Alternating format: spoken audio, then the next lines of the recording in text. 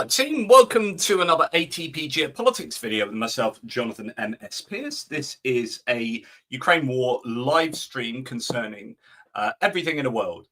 I really get the feeling that I could sit here and talk at you for like 9 hours and still not even be past my preface, my opening gambit. The world is going nuts. I am so worried about the United States. We've got Israel and Gaza and genocide. We've got everything going on around the world. We have Trump visiting the UK, and that's itself fascinating. I have a whole, I'm umming and ahhing. Depends how quickly I go through today's stuff as to whether I get onto the UK stuff, because I've got a whole bunch of UK stuff. Trump is going to go. Let's be my preamble to before we start. But Trump is visiting the UK, right? And I think, is he already in the UK? He's just been interviewed by a helicopter, typically, you know, where he likes to stand next to a very loud engine and be interviewed. And he was taking questions by an Australian journalist who asked him a difficult question, and he's like, you know, without answering the question, he's like, "You're doing a disservice to your country. Your country really needs me. You want to do a deal with me, and you're really dangerous, blah, blah, blah." Point what I'm saying is Trump does not like taking difficult questions. And the British press is completely unlike the American press like this. Like, they will ask very difficult questions, and they pride themselves on doing that. And Trump, over the last 7 months, has continually filtered out journalists who are critical from the White House press corps, from gaggles around him. And when he gets asked a difficult question, he doesn't answer the question, but he attacks the person that asked the question, says, "You're terrible, you're really bad." Oh, if it's a difficult question, he's like, who are you representing? And they'll say ABC News. It's like, ABC News is terrible, blah, blah, blah. This Aussie journalist, who are you working on behalf of? And he said Australian Broadcasting Corporation. And Trump didn't quite know what to do with that, because he couldn't call them the enemy. And so he just then started attacking this person individually and saying, you know, "You're doing a disservice to your country," or whatever. We'll play it later. And I get a feeling that there could be some uncomfortable moments for Trump, because our journalists have no compunction with asking difficult questions on. In fact, you can imagine that this is their chance of making it big, because they're not going to be in a White House press corps, so they don't care about being kicked out of the White House press corps. So you might get some English journalists asking some very difficult questions about Epstein, and really looking forward to that and wanting this to be their moment in the sun, if you see what I mean. Trump might have a difficult time, but it depends how long they hold press conferences, and how much will be directed to Trump, and how much he gets to control it. So when Trump it has these press gaggles, he'll attack the person, then not answer the question, then go on to the next person. And I don't know if he can manage a press corps like that in the UK, in a foreign country, in the same way that he does, say, in the White House or in whatever press gaggle he has. Anyway, that's that. So I think difficult times for Keir Starmer as well. Domestically, there have been some scandals, not least Peter Mandelson being the ambassador to the US and being involved with Jeffrey Epstein and having to be sacked on account of that, and rightly so. Whether Keir Starmer can get a win somehow with the US, but the US is going to, or Trump is going to be trying to make the UK sign up to a tech deal, I think. And this is where, you know, I've been talking to you a lot recently about what's really going on in American politics with regard to, you know, who's controlling the White House and what are their objectives. And I think you've got Peter Thiel, Elon Musk, David Sachs, Mark Andreessen, and then all the other tech oligarchs, I think, really wanting the US to see. Then I would say they're almost lobbying the White House, but I actually think they're controlling the White House to be acting diplomatically on their behalf. And that's why JD Vance went over to the Munich Security Conference and said, "Hey, you guys, you're rubbish at free speech," and then now is promptly cancelling anyone in the US who says something bad about Charlie Kirk. So you've got this cancel culture going on over there that has nothing to do with free speech. or everything to do with free speech and the infringement of it. And then they're asking tech companies to start, cutting people off for denigrating Charlie Kirk, while at the same time requiring that there is no regulation in Europe for tech companies. And so we've got people like Ed Davey in the UK as our leader of the Liberal Democrats, stating that actually we should stop giving contracts to Tesla and anything to the Elon Musk because he's been inciting political violence in the UK. And that is absolutely unacceptable. So certain political entities in the UK are going anti the tech, but it's going to be very interesting to see the tech industry and the American tech industry. It's going to be very interesting to see how Keir Starmer manages that, because I think that's broadly what's going to be happening under the bonnet in these coming hours with regard to Trump and Starmer. The US and the UK is going to be all about discussing regulation and taxes on the tech industry, predominantly the American tech industry. So, in case you don't realize, I am very close to ranting at the moment. I think I'm on the edge. I'm on the edge, guys. I probably need just a little bit more tea. Welcome to ATP Geopolitics versus Rant. Bit of Yorkshire tea will calm me down.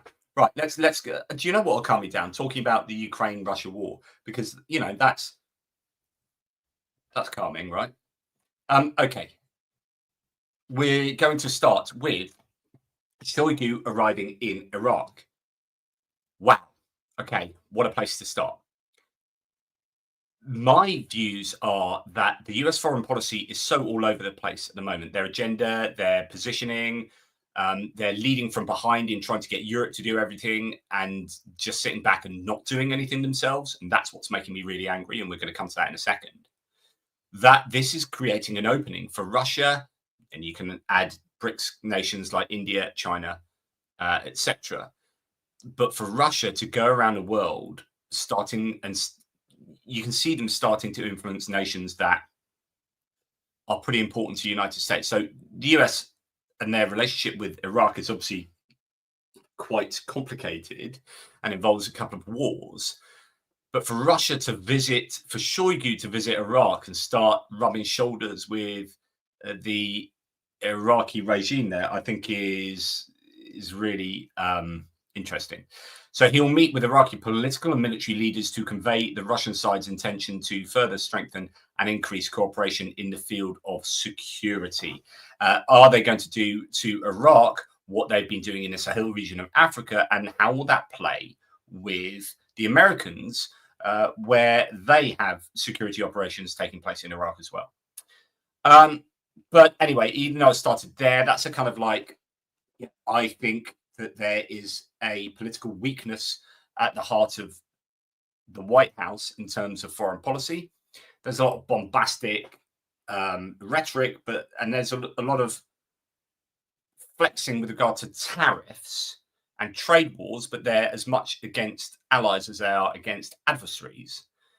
So that chaos allows for Russia to do things like going to Iraq, but also this is being recognized by Volodymyr Zelensky. So he had a face-to-face interview with Sky News, and it was pretty revealing. As they summarize here, the meeting with me in Kiev, said Yalda Hakim. So meeting with me in Kiev on the eve of the US president's state visit to Britain, Volodymyr Zelensky bristled with frustration at the failure of the Western powers to ramp up pressure on the Kremlin, even as the Russians escalated their attacks on Ukraine. Asked if the summit between Trump and Putin in Alaska has proven a mistake, he responded without hesitation that Putin is clearly not paying a price for his actions. Okay, so let's go and see what was discussed in this interview with Zelensky, and get some of the quotes. He told Sky News he hopes the UK Prime Minister Sir Keir Starmer would drill into the detail of securing Ukraine's future with the president during his state visit to Britain this week. I very much hope Keir Starmer, will be able to have a very specific discussion on security guarantees of the US for Ukraine.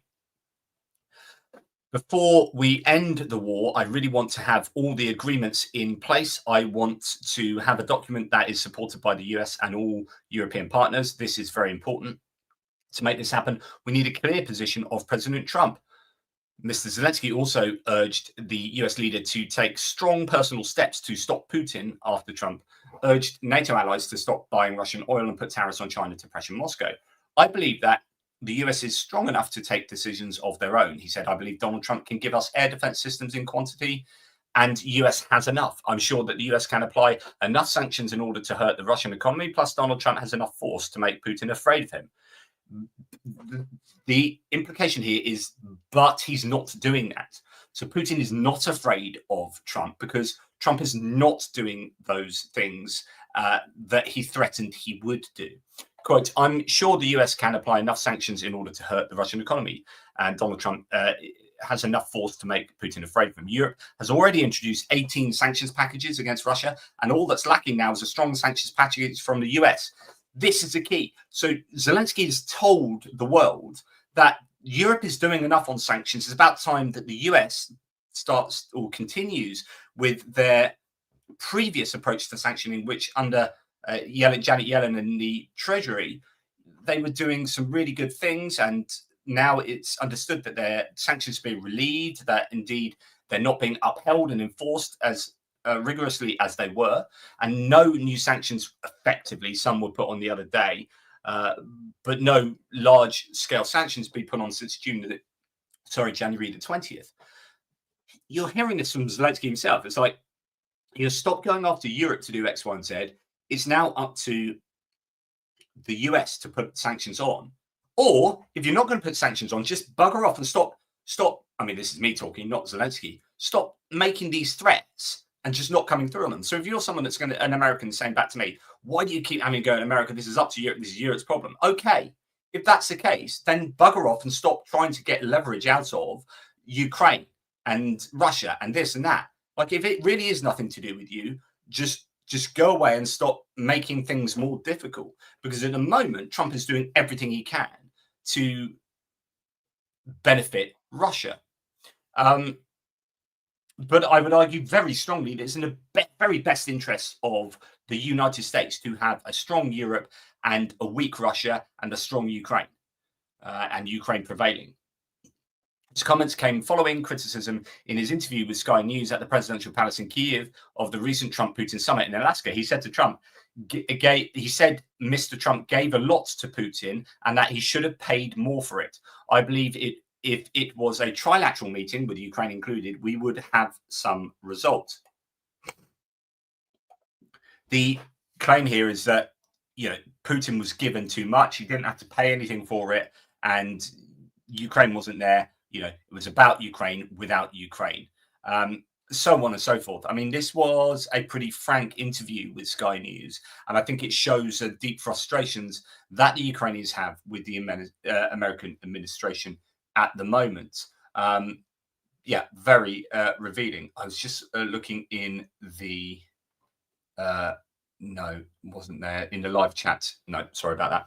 Right, so to continue, we thank you, Julian Roster. I'll get to you in a second. We have first of all, we're going to go to some congressional representatives who are starting to get a little bit stronger in their criticisms of Trump, and these are Republicans. But then we're going to look at what Scott Bessent, Donald Trump, and others are saying. So members of the US Republican Congress are increasingly losing patience with Russia, but also Trump regarding Ukraine, says Tendai here. Senator Tom Tillis has said, quote, Russia is really playing us like a piano right now. You've got Senator Joni Ernst, who's not running again now, saying, and I think Tom Tillis isn't. In fact, all three of these who are criticizing, Bacon, Ernst, and Tillis, are not running again. Am I correct? Is Tom Tillis not? Anyway, I think it's time to move on Russia sanctions. Putin is playing Trump right now. So that's Joni Ernst saying that. And Representative Don Bacon saying Trump has been weak on Russia. He has been great on Iran, but he has been terrible on Russia. So those are three Republican voices giving you, I think, very accurate criticisms of Trump. Now we've got US Secretary of State, the jellyfish, Marco Rubio, that has precisely no spine, saying, well, we fully understand the sanctions that we have available to us. And at some point, the president may decide to do that. That'll be his decision to make. He's not going to go around and artificially announce a time frame. What he has done, for feck's sake, Rubio, right? He's had 7 months to sort out these threats. And now you're saying at some point the president may decide to do that, to use sanctions at some point. You're 7 months in, mate. Where is this some point? And he's not going to go around and artificially announce a time frame. He's done that 7 times. So he is going to go around and do that. He has done that, and he's failed to implement his threats. So that is not good enough, Rubio. You are not good enough in your role. You are not holding your leader to account, and your leader is nothing short of absolute dog shite. And there you go. I am getting angry, and this has been boiling up for days. So Noel reports here, it says the US Treasury Secretary Scott Bessent, who keeps threatening people with punching their effing lights out, etc., etc. I mean, that's an actual quote, I think.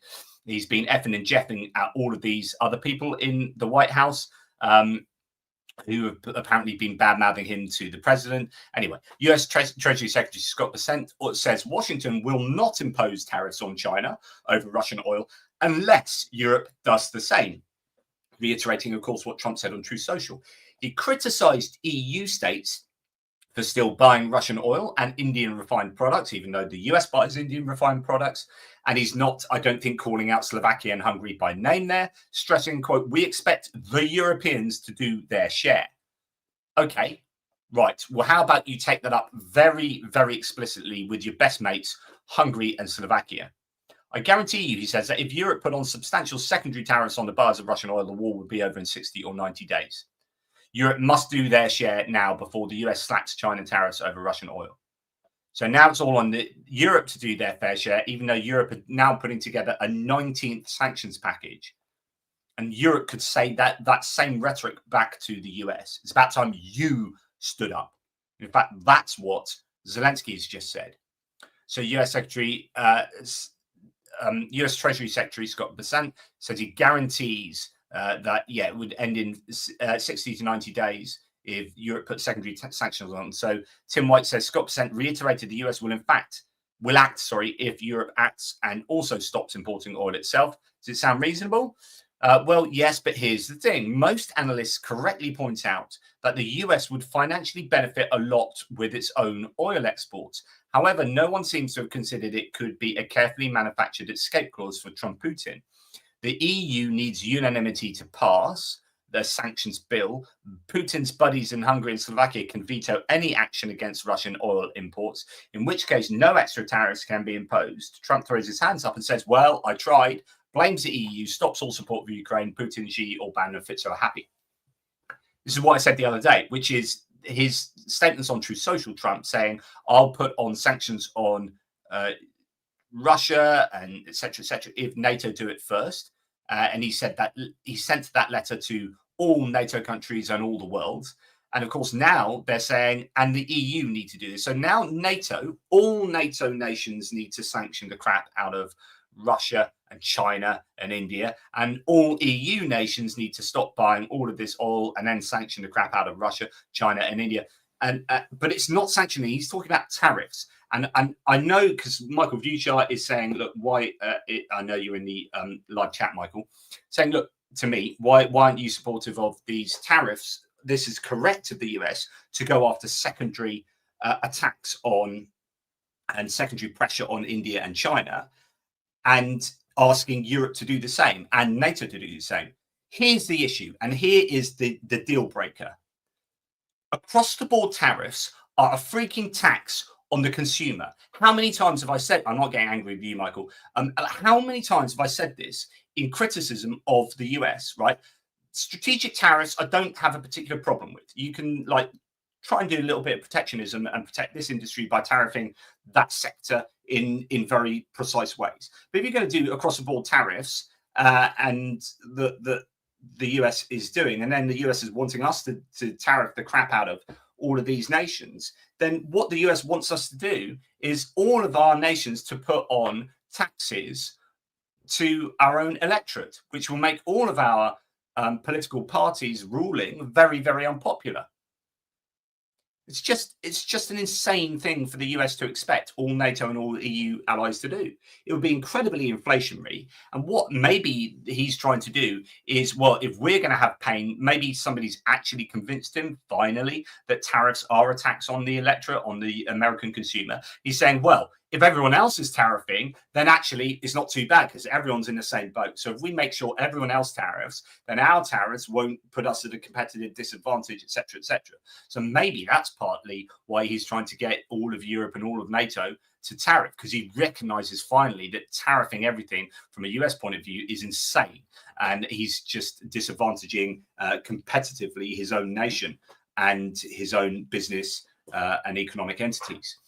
But the idea that we have to do all of this tariffing first before they put on X, Y, and Z, sanctions and whatnot, I think is incredibly unrealistic. And I think it's just a ploy. It's like Tim White says, it's a get out of jail free card. They know that's not going to happen. You're not going to get unanimity in the EU. It just won't happen.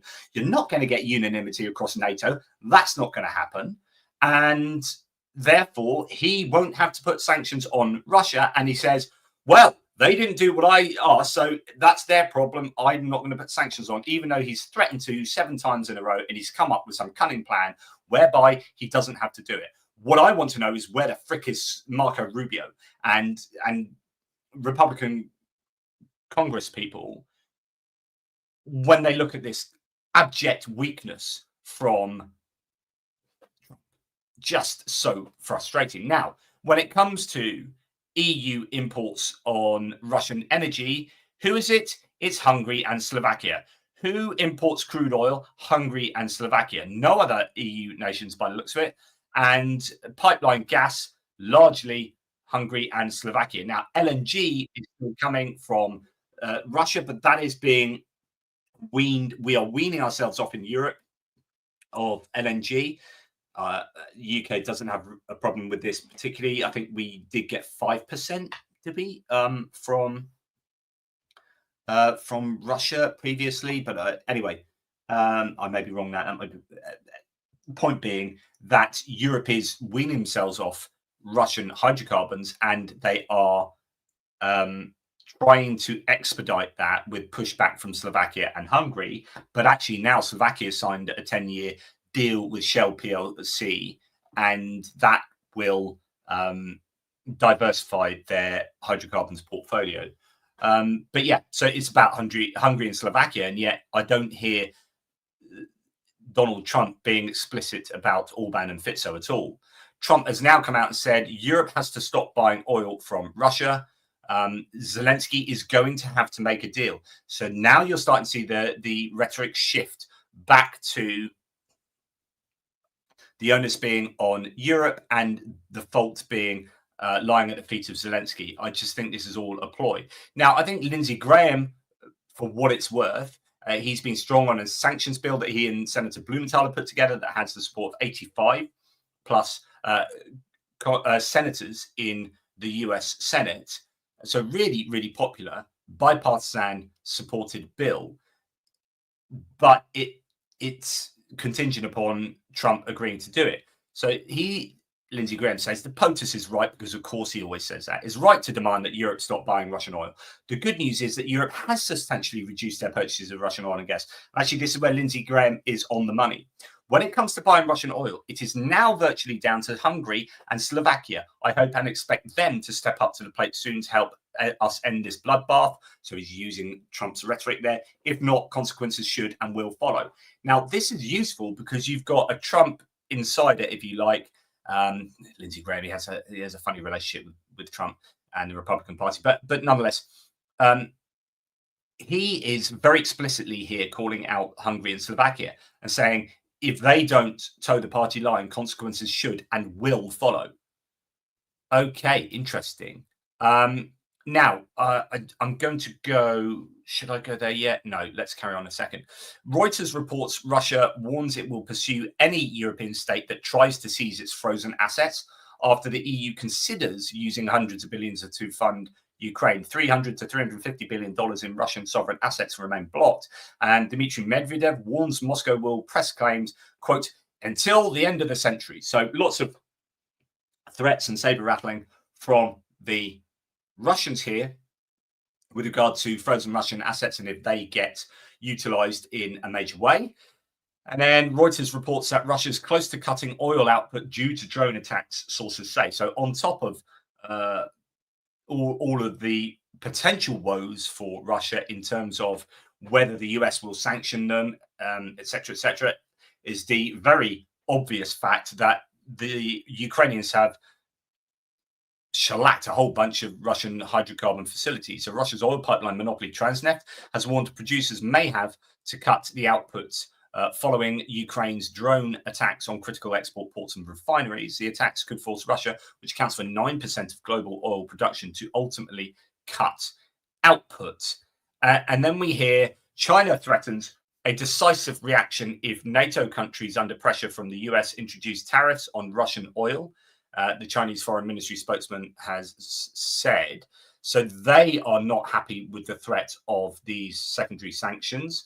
China has rejected. So China's then been together with Americans and Europeans in a recent sort of business meeting, which I think has resulted in a stay of execution for TikTok, unsurprisingly. We know that Trump was never going to do anything with TikTok. Anyway, China's rejected US calls for G7 and NATO nations to impose secondary tariffs over purchases of Russian oil. In a statement, Beijing's Commerce Ministry urged Washington to act prudently and resolve disputes through equal dialogue, vowing to defend China's rights and interests if pressured. The EU will not increase tariffs on Chinese and Indian goods. So the EU has now come out, after all of what we just said, and the demands from Scott Bessent and the demands from Trump, the EU will not increase tariffs on Chinese and Indian goods despite Trump's demands. And that's according to Le Monde, French newspaper. The source of the publication stated that in this way, Trump shows that he is supposedly ready to put pressure on the Russian Federation, but Europe is not. So in other words, I think what the summary there is, like I said earlier, this is Trump's excuse to say, hey, we're ready to put pressure on, but Europe isn't. Because of course, Trump is demanding something completely unrealistic of Europe. Now, this is the meeting I was talking about, actually referencing. So China failed to persuade Poland to reopen their border with Belarus. So there were 3-hour talks between Chinese Foreign Minister Wang Yi and his Polish counterpart Radoslaw Sikorski ended without results. Warsaw refused to open the border with Belarus despite Beijing's requests and problems with Chinese goods transit. Poland's foreign ministry said the closure was due to the destructive actions of Moscow and Minsk. This decision is costly for us as well, but it was necessary, according to Paweł Urbanski. So there's a real tension now between Poland and Belarus, and China were unable to do anything about that. Wondering, I just need to check whether this... yeah, this is about stopping buying oil. So I'm going to go to this. I have to do this slightly differently. So apologies for the delay here. I'm going to now play you Trump's statements. Now, bear in mind that this will be under a big helicopter engine. But this is that interview or the question I was telling you about. A president in office should be engaged in so much business activity. Well, I'm really not. My kids are running the business. I'm here. You know what the activity, where are you from? I'm from the Australian Broadcasting Corporation, Four Corners program. Well, the Australians, you're hurting Australia, right? In my opinion, you are hurting Australia very much right now. And they want to get along with me. You know, your leader is coming over to see me very soon. I'm going to tell him about you. You set a very bad tone. Well, go ahead, John. When the UAE you can set a nicer tone. When the UAE does a deal, what does it want in return? Quiet. Do you see what he's doing there? I know it's really noisy, but it's like I'm not. You know, it's quiet. You're setting a very bad tone. It's like it's as if he thinks he's a school teacher where children can't ask him difficult questions, and difficult questions are impertinent, and you need to be quiet now. No, that's enough. Your father's coming to see me in a meeting, and I'm going to tell him you're a very bad boy. And he shuts down the questions, for the bona fide questions about his business interests. it's just really bloody frustrating. Anyway, that wasn't about oil, but that was the one I was telling you about earlier that I just find staggering. Right, we'll go back to where I was, though. That was a rather bizarre interlude there because that wasn't on the topic of oil and gas as I had half remembered. But still an interesting insight into Trump's, if you want to be a dictator, the first thing you do is you control the news, right? And so he has, and this is a little interlude. So I'm now going to do a rabbit hole. You control the media. What are the ways you control the media? Well, the White House is, through Caroline Leavitt, has now given mainstream media less of a role in the press corps and has brought in right-wing influencers and right-wing quasi-media sites. They're not really proper. They're not mainstream media. They're like the 2-bit whatevers.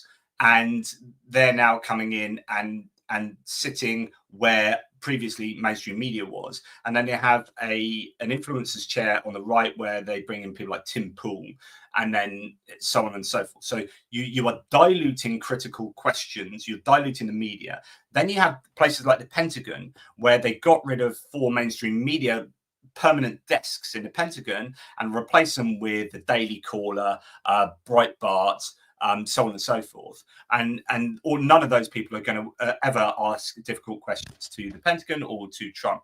And then when you go to press gaggles, they're starting to, at certain press gaggles, not allow certain mainstream media outlets or critical outlets to be there. So you're now just having, you see so often he just gets softball after softball after softball question, right?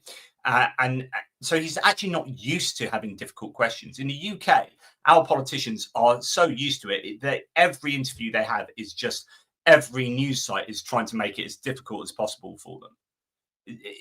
That's just the way it is in the UK. And so you're constantly trained on dealing with difficult questions, and you are expecting difficult questions every single time that you step outside, right? Trump less so, and then he took Paramount to court, who owned CBS, and he took Disney to court, who owned ABC, on 2 frivolous court case charges, 2 charges that he never would have won in court, but they didn't want to annoy Trump, so they settled out of court for 15 and 16 million, and then apparently CBS is going to run $35 million worth of public service announcements to benefit Trump. So he takes him to court. Now today we hear he's taking New York Times to court, right, for $15 billion. So this is like a way of getting them to acquiesce. Then there was the whole Charlie Kirk thing, and Washington Post, which is already owned by Jeff Bezos now, and we know that Jeff Bezos gave $40 million to Trump for the rights to a Melania Trump documentary, which was never worth $40 million. It's not even to make it or any. It's just distribution. It was just like, anyway, $40 million, and then another $1 million for the inauguration fund. So Jeff Bezos then said that if you remember, the editor ended up leaving the Washington Post because he said, we're going to change our approach and it's going to be about free enterprise and blah, blah, blah. Basically is saying that we're going to kowtow editorially to the Trump administration. So even if it's, what was it? Number 1 On Tyranny, the first chapter in On Tyranny, was it, by Timothy Snyder. He's talking about obey in advance, and this was Washington Post obeying in advance, right? We're going to change, but as Trump comes in, we're going to change how we report, and we're not going to be so harsh on Trump.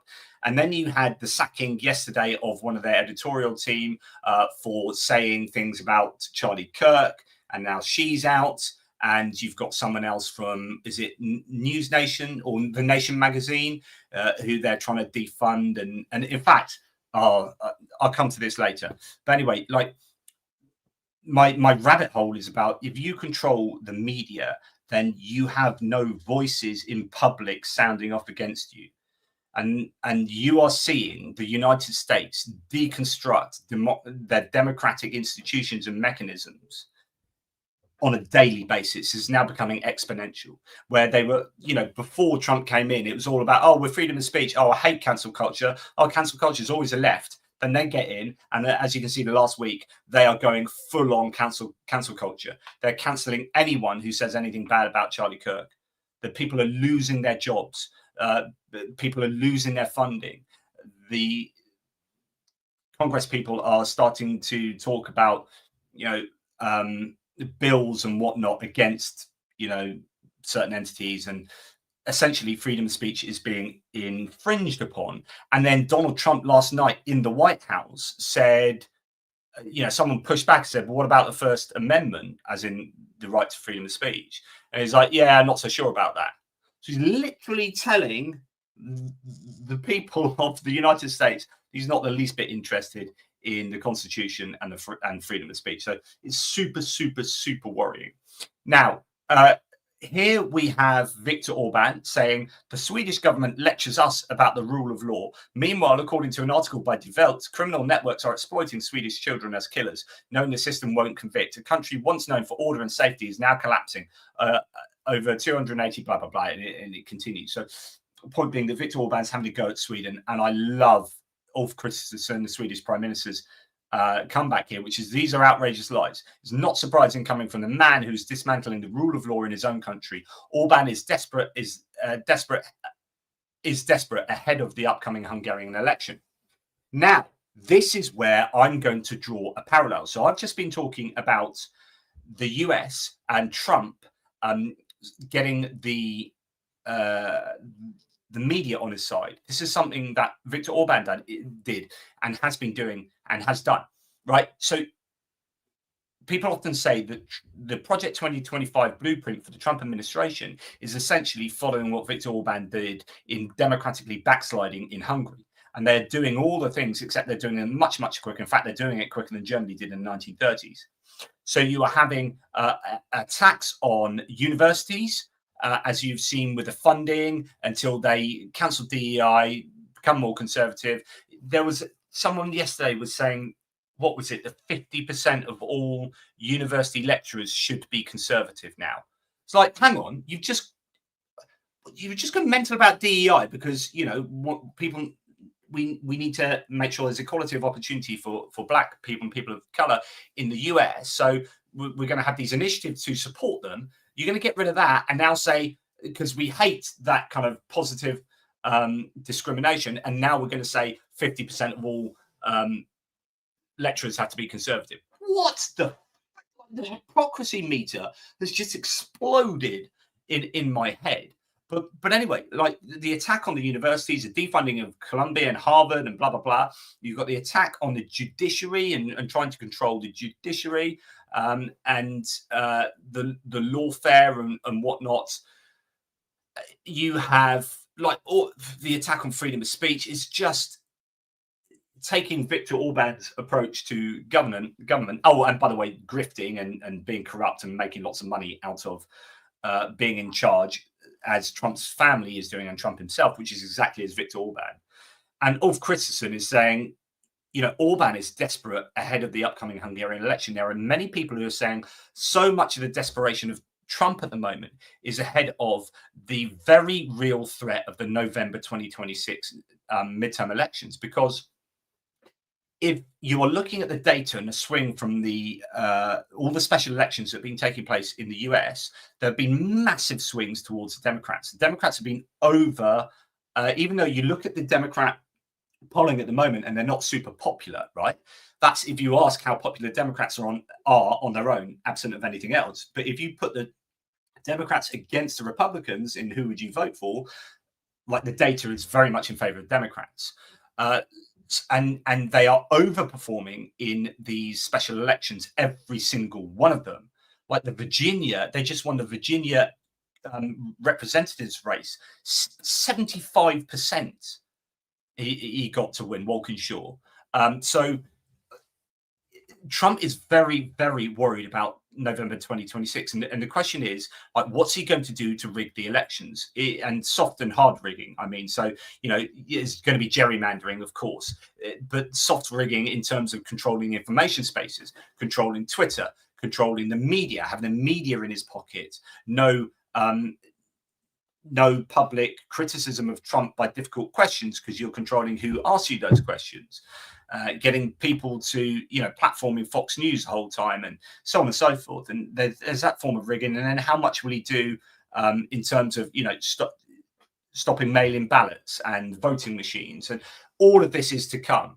And I think the relationship between Viktor Orban and the Fidesz party in Hungary and how they have democratically backslid and the US, I think, is very, very explicit. Anyway, in a surprise move, the US military officers have visited Belarus to observe the joint Russia-Belarus Zapad 2025 drills. Now, you could see this as the US being like overlooking what's going on here. But Reuters, when they wrote this exclusive, saw it the other way. And they're like, this is a sign of them getting much closer, the US and Belarus, where John Cole just went over to Belarus, had a big hug with Lukashenko, gave him gifts from Trump. Trump gave him a nice, lovely letter. And then they relieved sanctions on the Belarusian airliner so that the Russian airline industry can now get all of their spare parts through Belarus. I mean, that's just one of the single worst decisions of the Trump administration in terms of, the actual tangible decisions they've made in terms of support or not support for Ukraine in 7 months. Like, to relieve sanctions on Belarus is bad enough, but to relieve them in the airline industry, which is clearly going to be the lifeline for the entire Russian airline industry. Anyway, that did release some political prisoners, but it's very clear that Trump wants to normalize relations with Minsk, with Belarus, and having US observers at Zapad 2025. I just think sends all the wrong signals. This is what Zelensky said about isolation. Trump is not isolating Putin. In this case, Trump is not isolating Lukashenko. A push for tougher limits on Russian tourist visas and moves to restrict diplomats' movements within the bloc are options for ramping up pressure on Kremlin under the next wave of EU sanctions due this week. So tomorrow, I believe that the 19th sanctions package is going to be revealed. But with a proposal for the EU's 19th sanctions package expected to land in coming days, some diplomats say member states have looked to further update rules already altered by the scrapping of the EU visa facilitation agreement with Russia after its invasion of Ukraine in September 2022. Let's hope that happens. This was bad. So Rafael Grossi is in charge. He's a guy at the IAEA, the International Atomic Energy Association. They go and look around at all the nuclear power stations, and he's been over to Zaporizhia, even in recent times. But he does seem to be a little bit close to Russia. Such a shameful post by Rafael Grossi, says Tim White, an utterly disgusting and needless thing to do. I know the IAEA has a difficult job and tries to keep Russia in line, but promoting war criminals in this way is unforgivably disrespectful to the tens of thousands who lost loved ones and homes in Ukraine. What's he talking about? So Rafael Grossi's Twitter has him with pictures next to Russians here saying, just opened the Russian Federation's exhibit by Rosatom at the IAEAGC, I presume, General Convention or something. The booth highlights Russia's contributions to nuclear energy, from technology development to international cooperation. I think that's appalling myself. Now, if he is going to allow them to have a booth in the IAEAGC, then don't post about it on Twitter and don't say, look at me standing next to Rosatom. Woo, go Russia. Whoa, give us an R, give us an U, give us an S, give us an S, give us an I, give us an A. What you got? What you got is Russia, and Russia's got the lot. Yay! Shut up, mate. Don't do that. Anyway, so I fully agree with Tim White there. Now, British Typhoons will fly air defense missions over Poland to counter aerial threats from Russia, including drones, as part of NATO's Eastern Sentry mission. So the Royal Air Force Typhoons will join Danish F-16s, French Rafales, and German Eurofighters. So a whole bunch of NATO effort is being put into Poland, and yet it doesn't seem to be that anyone is willing to shoot down these drones, or at least that didn't happen in Russia. So no, how many were shot down in Poland? Yeah, there were their claims that 4 shot that. I don't know. Anyway, but they're certainly looking into shooting down in Poland, if not, if they aren't doing that in Romania. Now, I talked to you about Prince Harry going to Ukraine the other day, and I said I've got quite a lot of time for Prince Harry. I've listened to a lot of what he says at conferences and stuff, and he is actually very sound. Now, I know he's a divisive figure because our media seems to hate Prince Harry, but that is a media thing. As far as a human being is concerned, he is super supportive of Ukraine, and the Ukrainians like him. And I want to. This is a fascinating article in The Guardian that talks about his experiences there. So I just want to give you the bit concerning Ukraine here. So in private, he's no, it's down here. So all of that comes out on the way back to the UK. What is happening in Ukraine is his immediate concern, and for good reason. The statistics are shocking, and they are on the rise. So the war in Ukraine has left at least 130,000 people with life-changing injuries, many of them double and triple amputees or with disfigured faces. And of course, he is the guy behind the Invictus Games, which is the Olympic Games for amputees and disabled service people who can compete against each other and have a sense of purpose and camaraderie, etc., etc. So the war in Ukraine is obviously, is now producing a phenomenal amount of such people. Now, with no sign of the conflict ending, the Ukrainian government has put using sport as a way to help the recovery and rehabilitation of these veterans at the heart of a national policy, and the country's Prime Minister, Yulia Sviridenko, has turned to Invictus for inspiration and help. And this is him, visiting a number of places. Ukrainians themselves have embraced the whole concept. The men and women who have taken part in the biennial, so that means every 2 years for non-English speakers, biennial Invictus Games have become national heroes and front-page news. But these competitions only involve small numbers, and the need is vast. So Invictus has been devising programs to help veterans all over the country get access to sports facilities. At reception on Friday morning, the IGF team are guests at the National Museum of the History of Ukraine in the Second World War, where they meet ministers and dozens of recovering wounded. Sports recovery and rehabilitation do not exist in Ukraine before. It did not exist in Ukraine before Invictus, said Ruslan Prikodko, the Deputy Minister for Veterans Affairs. Now we are creating a whole system with different kinds of training and preparing teams in all kinds of sports. And it's here that Harry's popularity among Ukrainians becomes very clear. The injured want to talk to him. The mothers and fathers of the wounded and dead want to shake his hand or hug him. He's cheered and clapped at every turn, as are his colleagues. So he's really viewed as a very positive person in Ukraine because of the super important work and also the fact that he is former armed services himself. Now, quote, "It's amazing. We never expected this level of recognition," says Olga Rudnieva, the founder of the CEO of the Superhumans Trauma Center in Lviv. Now, I didn't get to go to Superhumans. We were supposed to, and it fell through. I really want to go there next time I'm in Lviv. And there will be next time, which has worked closely with Invictus in Ukraine. Ordinary people know who he is. We honestly didn't know he had become such a celebrity. I think Prince Harry coming here is a symbol of victory and power. People look at him and his military experience and they see he is not afraid to come to Ukraine. It is so important that he came. For this and for the other causes he is passionate about, Harry accepts his front and center role and does it willingly. Encouraging those who have been seriously injured to find a purpose outside the military is one of his messages. Quote, "I would say that I have been fortunate," he says. "The one thing that people miss when they hang up their uniform is purpose. Losing a sense of community and being a part of a team, and of course the camaraderie and adrenaline. But at the heart of it is your job. Your role is serving a purpose larger than yourself." That's a really interesting observation, because that would be what being in the armed forces is about, these larger purposes, however you interpret what the role of the armed services is. You're putting your life on the line for these larger ideals. And then when you come out of the armed services, especially if you have injuries that then stop you accessing life in a way that you would have otherwise been able to, then this can lead to people losing sort of purpose. And employment gives you purpose, and often employment is hard to come by when you have these injuries. I can tell you myself, I'm incredibly fortunate that I can still use my brain and my voice, even if my legs don't particularly work due to my MS. and I had to leave teaching, and I then took jobs from home. But it's challenging, having to change your entire lifestyle and life. For me personally, not being able to, like, I managed my boys' football team and I helped to coach their rugby team.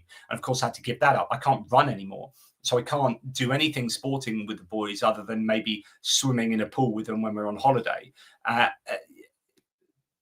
So, and that's a really big psychological thing for me as a father. But, that's going to be amplified by these people who've actually lost limbs and have all of these huge physical and mental scars and having to deal with all the challenges that life throws up. So the people who do succeed, you could argue, indeed are superhuman.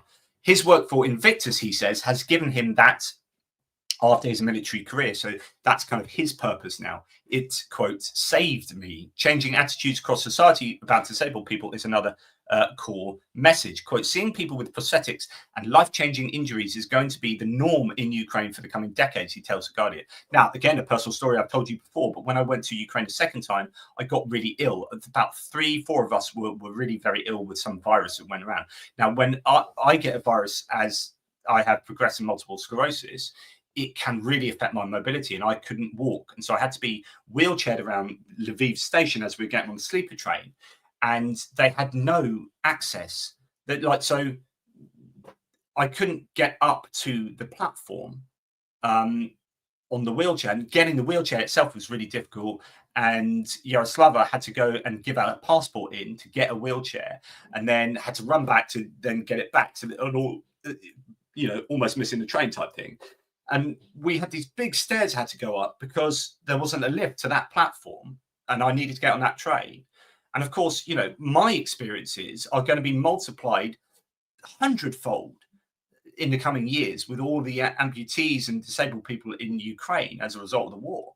And then going to need to sort this out. It was pretty terrible. So Jonathan Fink pretty much manhandled me up the stairs. And I tell you this in all honesty, it was one of the most difficult things, physically difficult things I've had to do in my life, because I'm exerting my entire every atom of my body, but it's not an exertion thing. Like, I can't force my legs up because it's a central nervous system, so my brain is sending a message to my leg. It's just not getting there. Doesn't matter how hard I try, but every step was like like walking, like climbing a kilometer up Mount Everest, right? And so up these steps I was absolutely done for.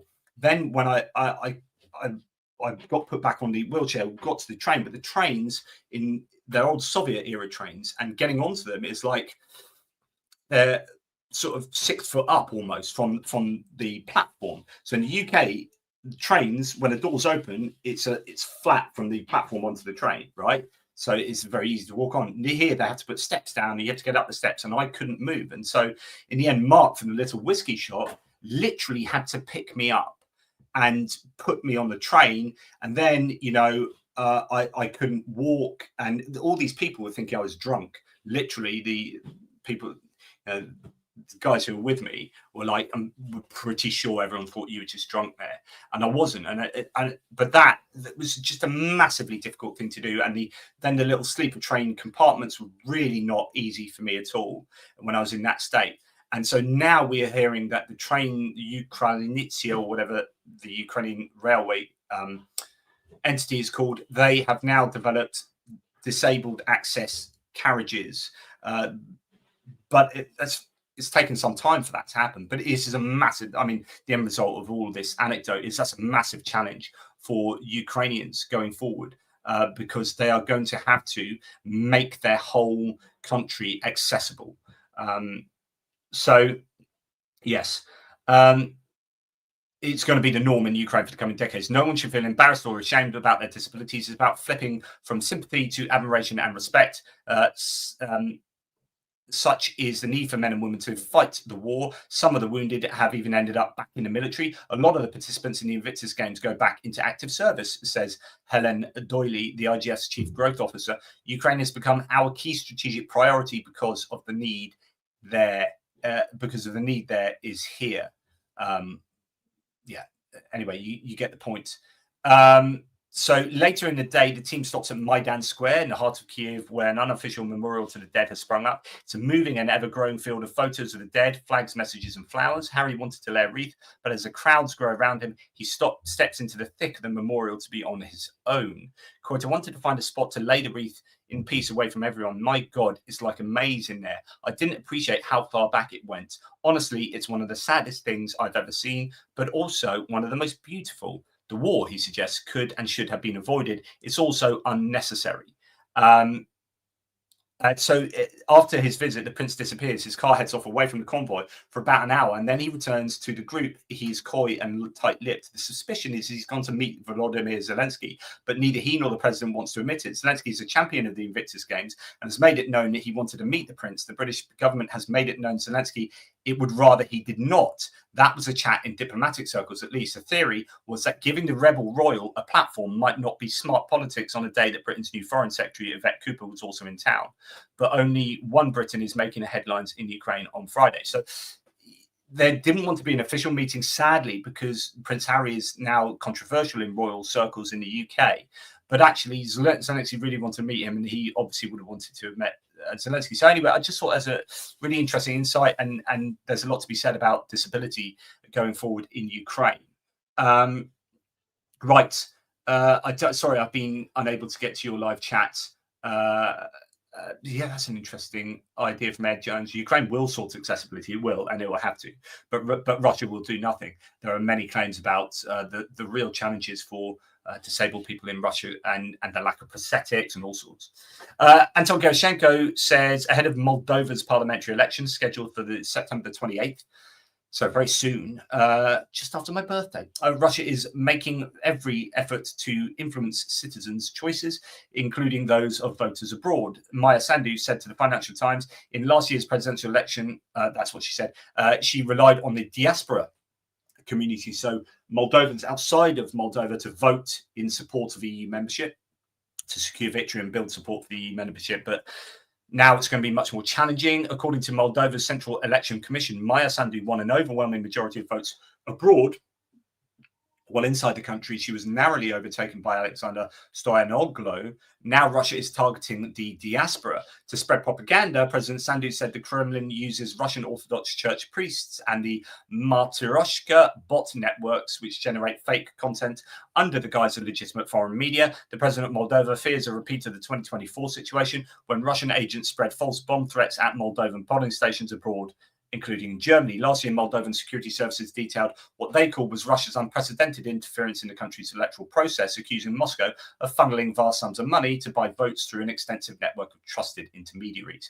President Sandu estimated that Russia has spent the equivalent of 1% of Moldova's GDP messing with our elections in 2024. It's a really very wide range of tools that Russia is using, trying to overwhelm our institutions, Maya Sandu said.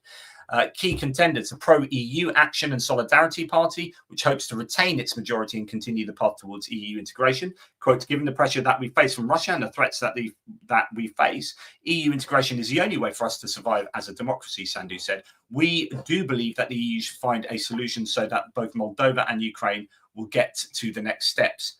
The Alternative Bloc coalition, led by Sandu's rival in the presidential race, former Prosecutor General Alexander Stoyanoglu, it calls for Moldova to be in harmony with both West and East. Nominally, it supports European integration. Georgian dream, anyone? But Maya Sandu has said her opponents aim to return Moldova to Russia's sphere of influence. Moldovan authorities describe the upcoming parliamentary elections as a final obstacle on the country's path to joining the EU.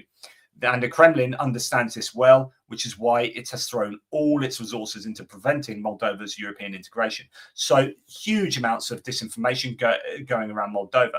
And this is the case with Romania. So remember, Nicolae Dan very narrowly won an election recently for to be the president in Romania. Today, Romania's Prosecutor General publicly released investigations showing that our country, says Dan, was the primary target of hybrid attacks orchestrated by the Russian Federation during the 2024 presidential elections. These involved over 85,000 cyber attacks targeting electoral infrastructure, massive disinformation and manipulation campaigns conducted using social media, social engineering and micro-targeting, techniques employed to influence voting and divide public opinion. And according to the investigation, these actions directly supported a pro-Kremlin candidate in the electoral race. This is not only a threat to Romania, but also a major challenge for the entire Euro-Atlantic community.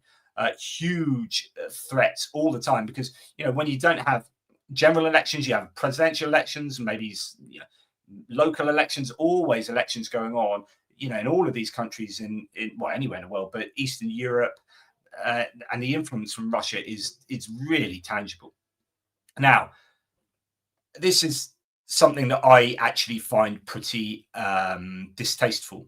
So this is Ryan Fournier, one of these right-wing influencers online. Charlie Kirk is somewhere in heaven calming Irina down. So Irina is the Ukrainian refugee who was mercilessly stabbed in the neck by a guy who had been released early from prison. It's all very controversial. And Charlie Kirk was obviously shot the other day and died, which is also, highly controversial, both of these egregious crimes. But the idea that Charlie Kirk is sitting calming Irina down is really offensive, because Charlie Kirk was anti-Ukraine. So as beautiful as this kind of thinking is, says Tommy, a Finnish source here, in a way, thinking is, in a way, it's good to remember that Charlie Kirk despised the Ukrainians and did everything he could to weaken Ukraine's ability to defend itself by spreading Russian propaganda in the USA. Also, attempt to combine these two separate events under the same narrative could be viewed as propagandistic. He wasn't a friend of Ukraine in any really, I think, significant way.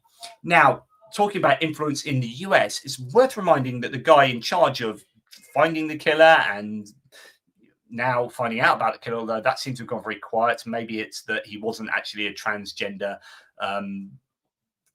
liberal lefty or whatever. We've heard very little about the killer of Charlie Kirk, Tyler Robinson. He's a young white guy from a Christian fundamentalist household, or conservative Christian pro-Trump household. Some are saying he's a groyper who sits actually more to the right than Charlie Kirk. And like Nick Fuentes, who's kind of one of the main guys, the great Groper Wars, where you had a division between the Fuentes people and Charlie Kirk, and they all kind of essentially cancelled Charlie Kirk. Now, when you see some of the imagery coming from Tyler Robinson's Facebook page and some of like his Halloween costumes where he is dressed like Pepe the Frog, Groyper style, it looks like he's just existed in this right-wing information space. And it's a more plausible explanation, in my opinion, that was the kind of person he was, and he shot Charlie Kirk, being coming from a gun-loving conservative Christian background, etc., than he was brainwashed at university or whatever, where he was only for one term and then he dropped out and learned to become an electrician. I don't think the idea, there are some claims that he lived with a transgender roommate, but there's no evidence of that. No one's providing any evidence of that.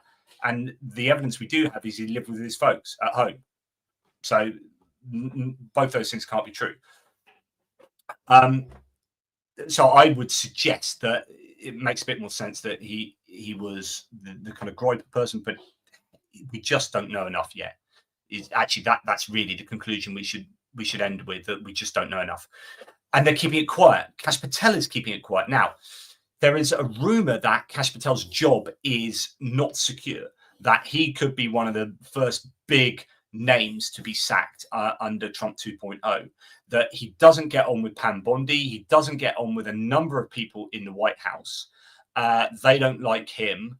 And he also hasn't done particularly well over the Tyler Robinson thing. He's purged the FBI, and it turns out that exactly the people he purged were the people he needed to have expertise in catching someone. They got rid of the Salt Lake City SACs, like the people who are in charge of the local offices in the area needed. And it just, anyway, he didn't do a good job of catching Tyler Robinson, at least not according to some onlookers. But it's also worth noting, in 2024, Kash Patel was paid $25,000 by Kremlin-linked propagandist Igor Lopatonok to criticize the FBI over the Trump-Russia scandal. So just remind yourselves of that. Kash Patel was paid by Russian filmmaker with Kremlin ties, documents show. Patel, Trump's nominee to the FBI director, was paid $25,000 last year by a film company that has promoted anti-Western views advanced by the Kremlin, documents show. And of course, we knew that before, and he still got to be FBI. That still didn't touch the sides for Republican Congress people who secured his nomination. This is absolutely insane. Just the level of compromise is just nuts.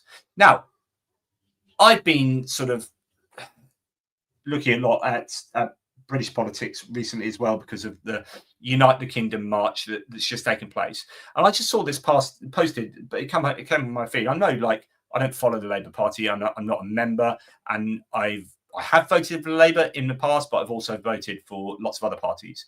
So I'm not some big kind of Labour fan. I do, however, want to advance sensible centrist politics at the moment because I'm really worried that the extremes are getting too attractive and they are dangerous, particularly the far right at the moment. Now, this is a kind of reaction against some of the naysayers, but it's not really so much this image that I want to talk about. So the image here is in the first half of this year. In case you missed it, the UK's economy grew faster than all G7 countries, and that there is the bar chart. And okay, interesting. I would need to look at the data for that, but that's what our ruling party is saying. That in the first half of this year, although we keep criticising our government for not doing well enough on the economy, actually, comparatively speaking, they've done all right. Is the claim there? I was interested in this response, and I was wondering how many people out there watching this knew this as well. And I think this is interesting. So because of the GDP methodology was changed in 2020, which weighs public sector outputs higher, even though they don't actually have much to do with GDP. So the more the government spends, the more GDP goes up, making the measure a complete sham. You're welcome, says this naysayer, right? So the claim for the government is that, okay, our GDP is looking pretty good. The naysayer says it's only looking pretty good, at least comparatively. I mean, it's not 1% isn't huge, right? The naysayer then says, well, actually, the only reason GDP is looking good for the UK is because they've changed the way GDP is calculated, and actually government expenditure goes into that, and that's ridiculous, he would say. But then I saw a comeback to that, which is fascinating because this makes total sense. I don't know if I've got it now. The idea, no. Oh, this is it. So in your book, so the guy that says, hey, I think it's unfair to include government expenditure in GDP. This is really interesting, and I don't know if this actually illustrates that GDP has been skewed in favor of, say, the US for some time. Right. So in your book, healthcare is part of the GDP in the US where it is privatized, but not in the UK where there is the NHS. Correct? What is the rationale for that? This is like fascinating for me. Like, I have not realized that it hadn't previously included government expenditure in GDP. It's like how much like national product, how much stuff is being produced in the country, but we're not going to include what the government spends. It's all going to be privately. But then if in the US, the healthcare sector is privatized, then they get to add that to their GDP. But in the UK, where the government spends that money on the healthcare sector, that isn't added to the GDP, yet it's functionally identical. It's money being spent on employing doctors and nurses and blah, blah, blah, blah, blah. So actually, the naysayer, the criticism back to the naysayer is pretty sound, but I don't know enough about this and haven't thought about enough about this for a long time, ever. And I'd be interested if there are experts out there. So I was wondering, Viggo, this is what I was then wondering, actually. So in my head, I was like, well, surely they can't allow non-comparable stats to the GDP. How GDP is calculated is based on international rules. To be comparable, all countries have to follow the same rules. Anyway, it's just something to think about the inclusion of certain things. But obviously, Viggo, it obviously wasn't good enough if they had to change the rules. recently to have different expenditures, some coming from the government. Anyway, just thought that was worth having 5 minutes talking about. And something else from the US here. So Trump this morning on my orders, Trump said this morning on my orders, US military forces conducted a second kinetic strike against a violent drug trafficking cartels and narco-terrorists in the Southcom area. These narco-terrorists from Venezuela were in international waters transporting narcotics to the US. 3 male terrorists died. Of course, they aren't terrorists, they're drug smugglers. And we talked about this before. You can't just blow up boats in international waters. Well, obviously you can, but this is illegal. And you calling them terrorists is how you get around that by saying, well, actually, it's a war on terrorists. So this is a war. And therefore, if it's a war, we have the legal authority to do that. Actually, you don't. And we had the Venezuelan boat with 11 people on board that was actually going in the wrong direction. And supposedly, there's no evidence it had drugs on board, and 11 people were killed. And now we have 3 people killed with another boating explosion with a kinetic strike. But it's illegal. If you're not at war, you can't blow up Venezuelan boats with people in, even if they're drug dealers. Like, even if you then, as I said to you before, there's a difference between morality and legality. You might think, you yourself personally, that it's a good thing that these drug dealers are no more, right? But it doesn't make it legal for you to do that. Legality and morality are separate. We hope that they align a lot, but they don't always align, because we can use different moral metrics and different moral valuation systems to come to a moral conclusion that doesn't always agree with law. For example, all the people arguing that Lucy Connolly in the UK at the moment shouldn't be put in prison, right? So they say that's terrible. Why was she put in prison for inciting violence on Twitter? And you're like, because that's the law. So, like, and I'm not casting any opinion on that decision other than she admitted guilt and she was found guilty. She admitted it and she was sentenced accordingly. I mean, that's literally, the law was there. It was upheld. It was followed. She admitted to it and she went to prison. So if you disagree with that morally, what I'm trying to say is there's a difference between morality and legality. And here, you might agree with this, but it's freaking illegal. And if you start, the problem is, if in this one instance you say, well, actually, I think it's all right that horrible drug dealers get taken out, then you are giving the US permission to blow up anyone that they think is an enemy anywhere in the world at any time, and they can justify it in any way that they want. That is a slippery slope, and then 2 years later, suddenly political enemies, political opposition are the enemy, and Democrats are getting blown up in their cars.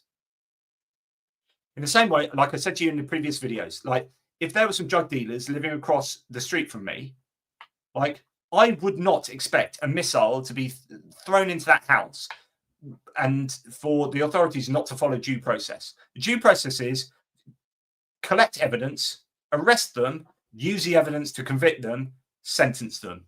Not, I think there's 11 drug dealers in that house, I'm going to blow the house up. Yeah, all 11 people have died. Oh, what? Little Julie had a baby there. Oh, no. And 2 of them were actually friends who weren't drug dealers, who were just visiting. Oh, no. Oh, it turns out we killed loads of innocent people. Yeah, that's what happens if you don't follow due process. So there is a reason that law's there.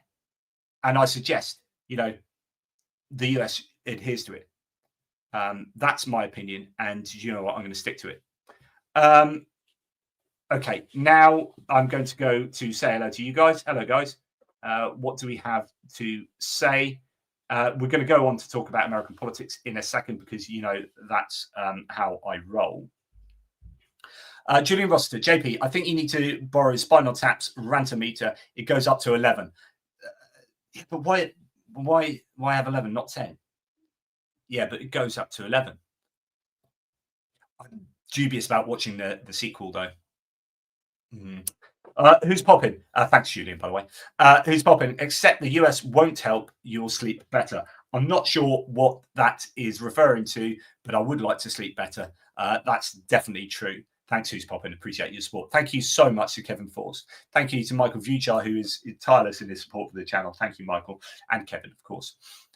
Wizard of Ooze, my Australian friend here. If JP keeps me up well after bedtime, so be it. Sorry, Wizard. If you're still there, congratulations to you. And I hope you will sleep ever better after listening to me waffle on. Okay, Wizard of Ooze. Comparability of figures is always problematic, e.g. inclusion of the US health costs of military in their total expenditure. Now, this is going to NATO expenditure, and this is obviously a good point. I've made this many times before. NATO expenditure, not NATO expenditure, expenditure on defense as a percentage of GDP as a measure of comparability across NATO nations is fraught with issues too. Like I've said to you before, the American system or the American expenditure includes healthcare costs for their service members and service members' families, and of course, in say the UK, our service members and families will invariably go to the local NHS services, hospitals, clinics, whatever, and get the provision that is accounted for through general healthcare expenditure in the UK. But in the US, that expenditure is accounted for military personnel and their families through defense expenditure. So it looks like the US is spending more money on their defense every year because they're including other things in there. And then they go, you guys aren't spending 2%. And then most of these other countries are European nations that have universal healthcare. And they're like, well, no, because we account our healthcare differently. Thank you very much. And so that I do think does need to be sorted out with NATO, because it skews towards the US looking like they spend more. But thank you for that, and thank you for that twice, Wizard of Ooze. That's how much you wanted to get that point across. I really appreciate that, dude. Anna Anderson, bloody murder should be investigated as a crime. Thanks for some Norwegian support there, Anna. And yes, I completely agree with you. I presume that you are referring to the explosion of the destruction of the Venezuelan boat there. Yeah, and indeed, Anna says, and the criminal just confessed on Twitter.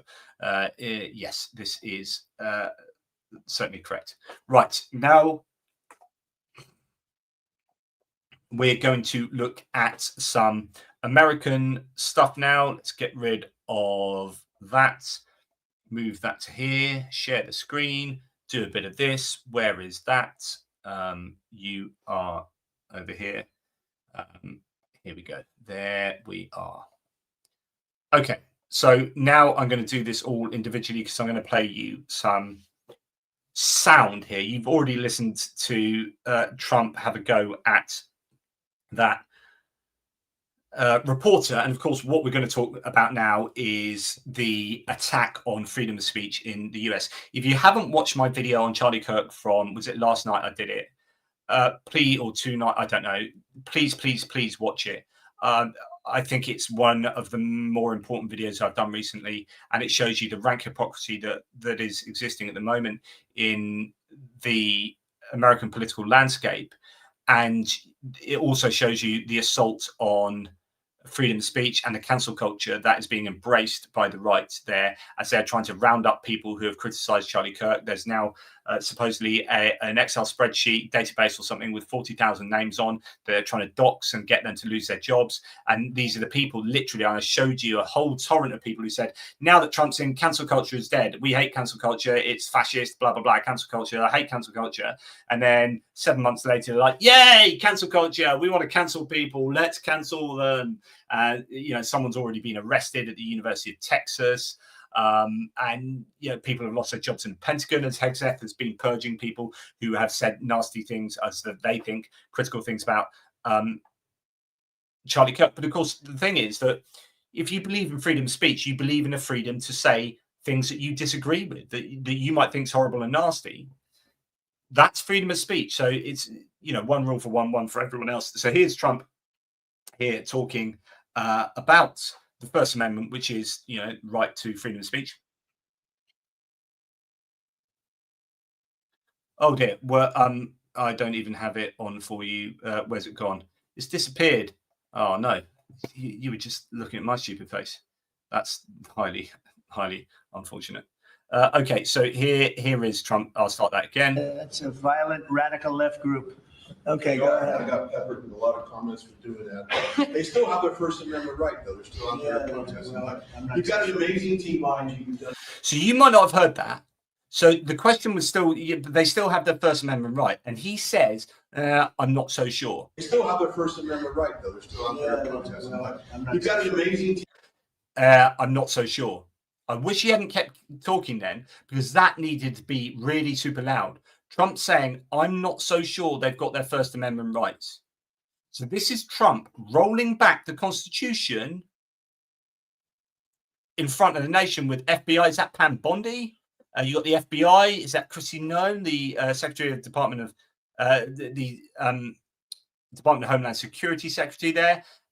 This is not good. Right, though. They're still out there protesting. You've got an amazing team behind you. You've done a whole. I'm not so sure. So you've got some softball interviewer there saying you've got an amazing team behind you. But when I was talking earlier about how he gets people around him who are softball interviewers, that's what you've got there. And that softball interviewer says you've got, if I was going to speak as a journalist, if I was going to ask a question to, I don't know, the Prime Minister, Keir Starmer, like, even though I might be somewhat supportive of our government, looking at the array of different parties on offer, I wouldn't start my question looking at the absolute amazing people you've got behind you, Sir Keir Starmer, these wonderful people that you put together to create this incredible cabinet, blah, blah, blah, and ask my question. That is a propaganda outlet asking a question. So it's just, this is a serious indictment of the state of play in the media in the United States. Yeah. They still have their First Amendment right, though. They're still out there protesting. You've got an amazing team behind you. You've done a whole. You've done a whatever job. Yeah, really don't like that at all. Right, okay. And then we've got Pam Bondi here, who is the Attorney General. That's horrific. It's free speech, but you shouldn't be employed anywhere if you're going to say that. And employers, you have an obligation to get rid of people. You need to look at people who are saying horrible things. Hang on. She started saying that's free speech, but you shouldn't be allowed to say that and employers should sack you. So what's the free part of that? Is that like a Hobson's choice? Is that a like, you can choose to do that if you want, but I will shoot you in the face if you do it. So I'm not really free to do that. Yeah, no, you can freely choose to wash your hair with shampoo now. You can wash your hair with shampoo now. You're free to do that. But I'm just going to tell you, as you freely wash your hair with shampoo, I will shoot you in the head. Are you sure my choice is free? Definitely free. I'm not saying you can't do that. You can definitely choose to do that.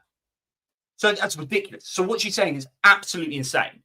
This is free speech. You can freely say these horrible things. It's just that we're going to arrest you and you're going to lose your job. And do you know what I mean? This is absolutely ridiculous. That's horrific. It's free speech, but you shouldn't be employed anywhere if you're going to say that.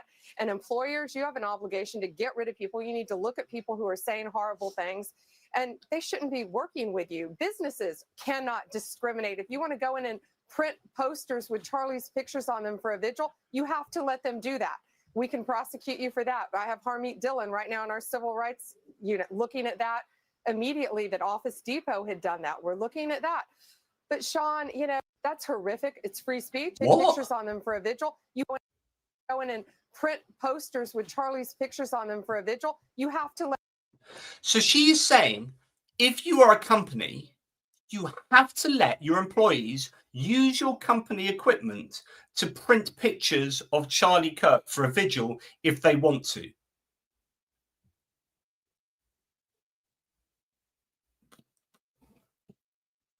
We've got our human rights lawyers looking into it. I bet you have, because that to me sounds pretty weird. Just anyway, insanity here is going off the charts. Let's listen to more Trump. I like doing this. And a woman, in many cases, women, you can see they're professional agitators. I had one the other night. I had 4 the other night, all in one group, total phonies. I started to scream when I got into a restaurant, oh, you know, something with Palestine. And I said, well, I'm doing a great job for peace in the Middle East. I should get less. No, you are not. You have just given the Israelis a green light to invade Gaza. You've literally given them the green light to invade Gaza. The man is nuts. Well, I'm doing a great job for peace in the Middle East. I should get lots of awards for that, right? With the Abraham Accords and everything else. Oh, my but God. A woman just stood up and started screaming. And she got booed out of the place, too. The people, there were a lot of people in the restaurant. I went there to show how safe, and it was safe. I mean, the woman is just a mouthpiece. All she was a paid agitator. And you have a lot of them. And I've asked Pam to look into that in terms of RICO, bringing RICO cases against the criminal RICO. So she was an agitator. I mean, she's free to do that. But I've asked Pam Bondi, the Attorney General, to look at arresting her. So anyway, but she's free. It's free speech. Of course, you can say that, but she will be arrested. Because they should be put in jail. What they're doing to this country is really subversive. Yeah. So they should be put in jail, those people standing up and freely saying what they want to. Now, you can argue that it was wrong that she would be shouting in a restaurant that Trump was at and blah, blah, blah. But is it illegal? No. What should be done about that? Or ban them for the restaurant. You ain't coming and eating back here again or whatever. But put them in prison. Like, no more can these people say they are free speech advocates. No more can Elon Musk say he's a free speech absolutist when he supports this kind of approach. That he bankrolls this kind of political approach. Okay, this is Trump talking again about how he's not going to be a dictator. So, Mr. President, now the 30 days is up, and does everything is everything? Well, the mayor's asked us to stay. Well, how do you? So we have a Democrat mayor who's asked us to stay. And DC's a little bit different because I could federalize it if I want. You know, DC's a little bit different. So we have a lot. We have actually more power in DC because it's, you know, I can change the mayor if I want. I can do whatever I want. I haven't had to. I can do whatever I want. Had a great relationship with the mayor. We've had a great relationship. Everybody's happy. And the mayor was not in favor of it. At first we, you know, forced, and then she saw the results. And everyone's going up and thanking her. We have no crime anymore. People that were afraid to leave that, they have themselves locked in their house. And by the way, they have guns to protect themselves. If they didn't have guns, you know, the bad guys know that Mrs. Jones, who's 85 years old, is and then so on and so on. Just anyway, as if all of this isn't bad enough.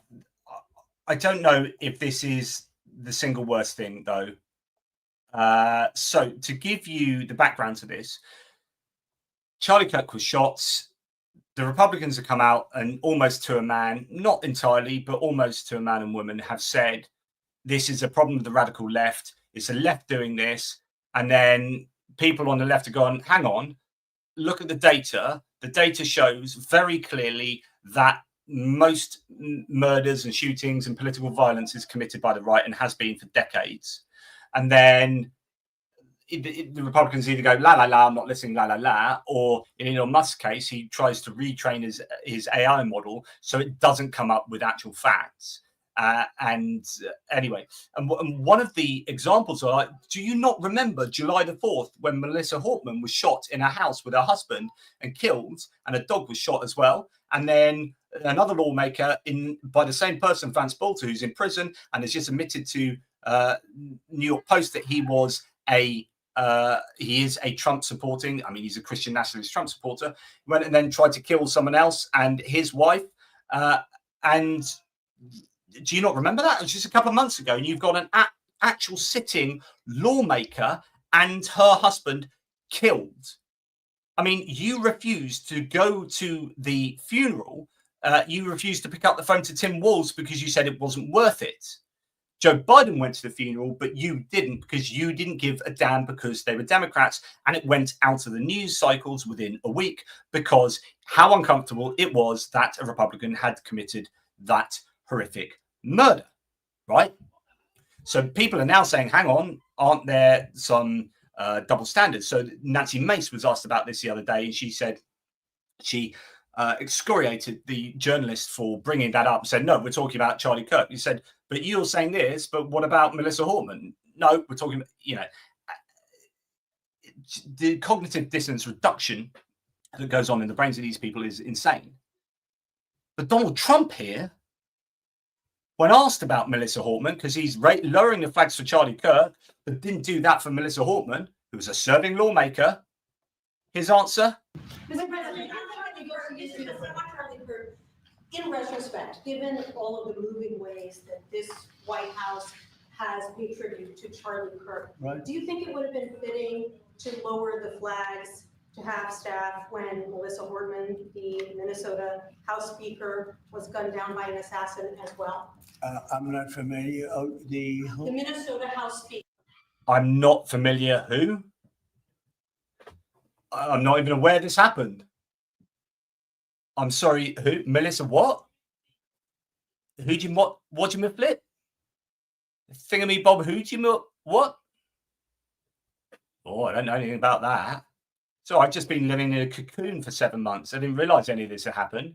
Nobody tells me anything. I don't take intelligence briefings, right? But it turns out that I basically get my entire news from whatever Stephen tells me. Stephen, come over here. This is Stephen Miller. This is old Stevie boy. We call him Stevie. The Stevie Gestapo is what we call him. So Stevie here, he tells me everything I need to know. I didn't know anything about Melissa Hortman. And when I was asked about whether I was going to phone Tim Walz about her assassination, and I said it wasn't worth phoning Tim Walz, I was just riffing. I didn't know what they were asking me to phone Tim Walz about. I was like, why am I phoning Tim Walz? I can't be bothered. I have things to do. I've got golf to play. A Democrat was assassinated this summer. Well, if the governor had asked me to do that, I would have done that. But the governor of Minnesota didn't ask me. I didn't.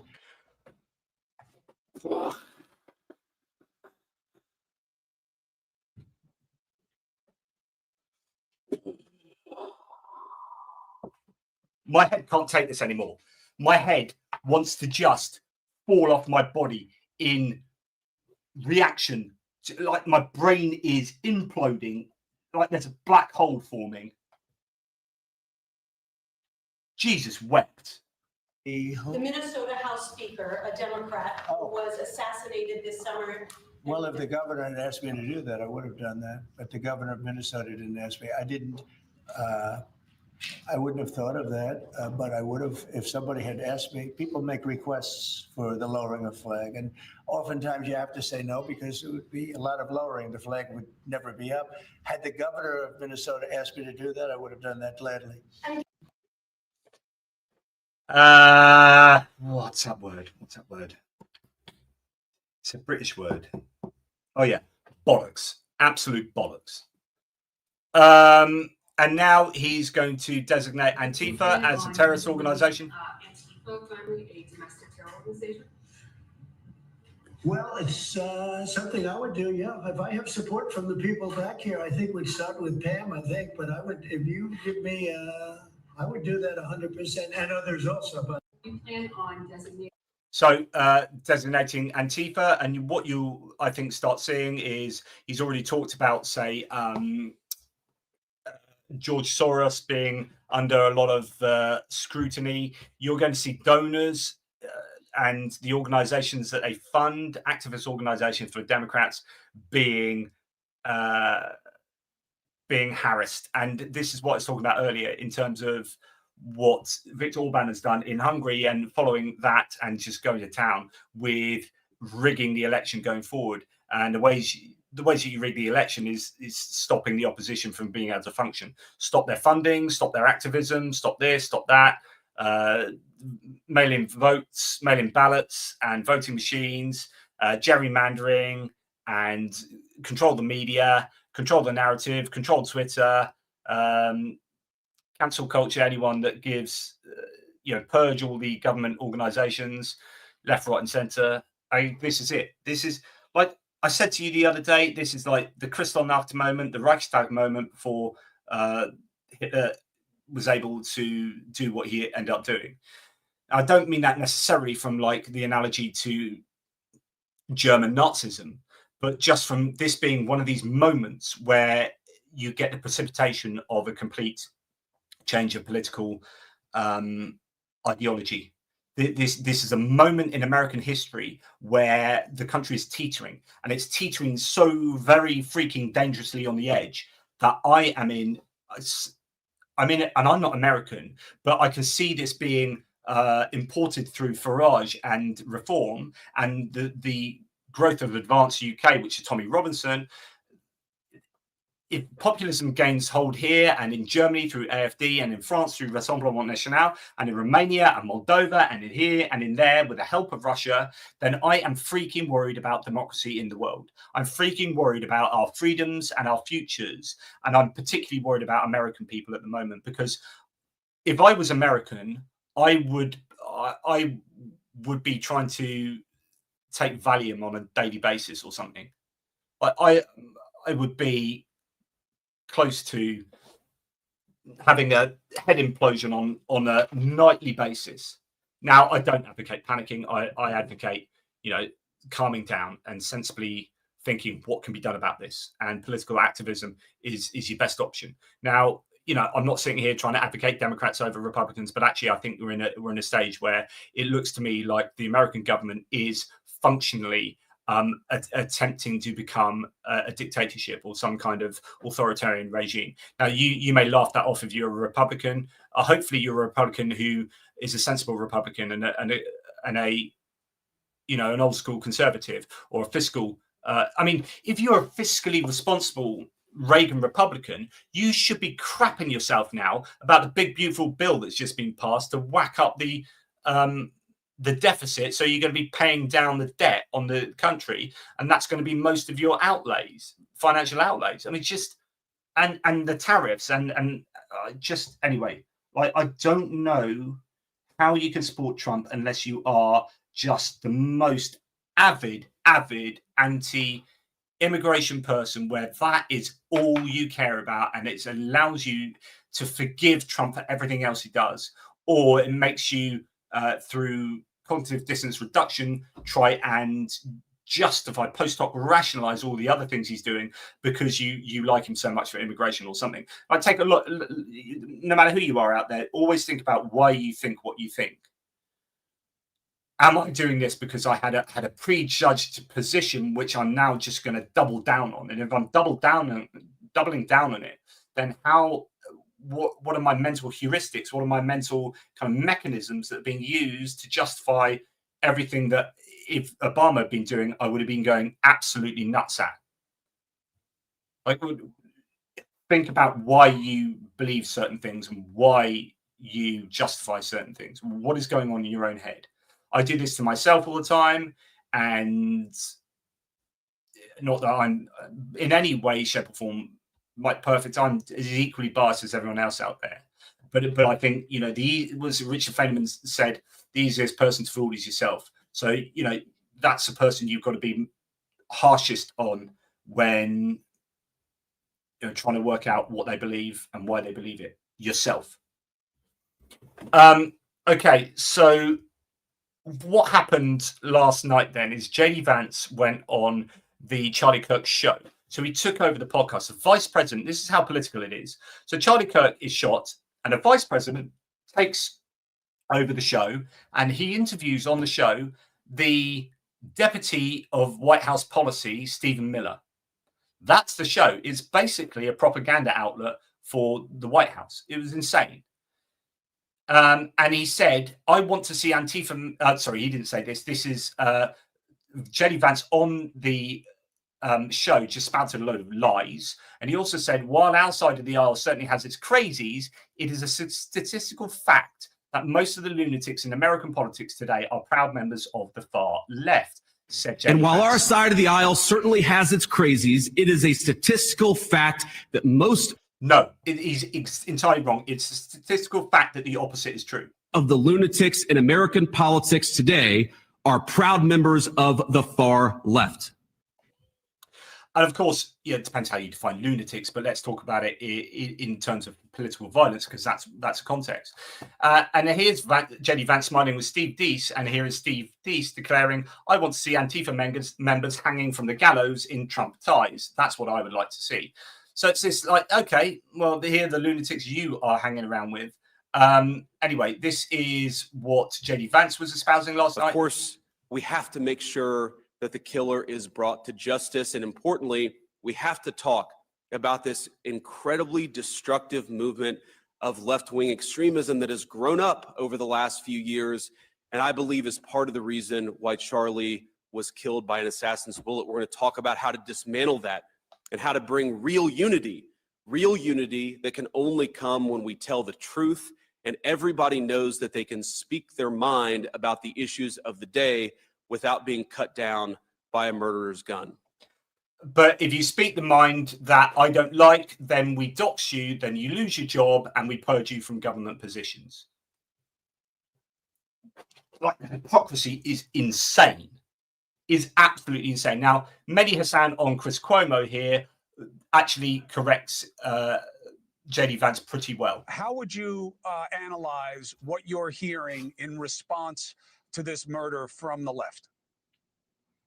From the left? I mean, just listening to the clips you played from the Trump administration, we're in a very dark moment. It's a very McCarthyite moment right now.